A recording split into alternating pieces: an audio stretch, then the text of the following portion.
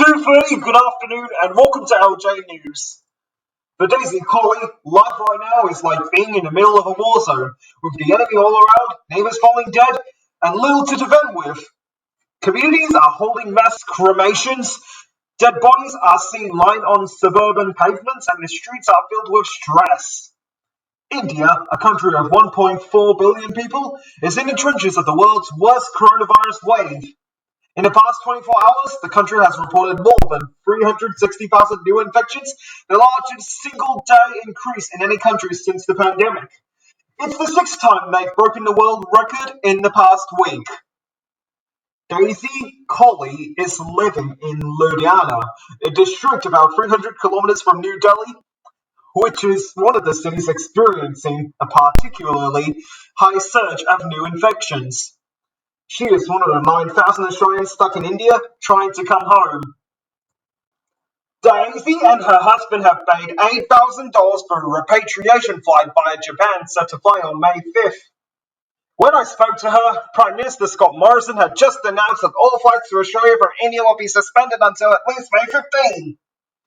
She was informed of the government's decision via a phone call from her brother-in-law and says she's yet to hear any information from the government themselves, despite being registered with DFAT. I'm confused, she tells me, and desperate. Daisy arrived in India on December 31st, 2019, with the intention of looking after her elderly father for 1 year. Before then, she had lived in Canberra since 2007, working as an assistant teacher while her husband was a taxi driver. Today, Daisy should have been receiving her second dose of the coronavirus vaccine. The 55-year-old feels lucky she even got her first dose, with so much death and disease around her, but its effectiveness feels futile without the second. Alas, stocks have run out. Not only that, she can't even travel because the gates to her district are locked. No one in, no one out, and very few exceptions. There is security everywhere, she adds. On Sunday, they were given 4 hours notice that gates to her community would be indefinitely shut. People were instructed to get the essentials and then shut their doors. Panic was everywhere. People were stressed and shops were empty. The traffic conditions were so bad, no one was following any traffic rules. Compounding their stress is the strain on their finances. After nearly a year and a half away from employment, one of their biggest concerns is money. After all, they are still paying for their mortgage and bills back home in Canberra. We are not earning even a single penny and the expenses are too much. It's hard to survive in India. Our savings are gone. Our bank account is almost empty. And now with the flight likely not going ahead, they are even more worried.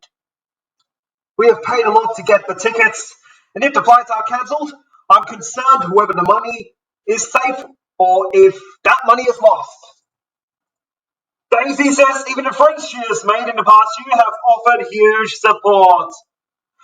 They all know that we both are from Australia, and when you are not in the country for 15 years, you don't know much about the shops, so they all help us.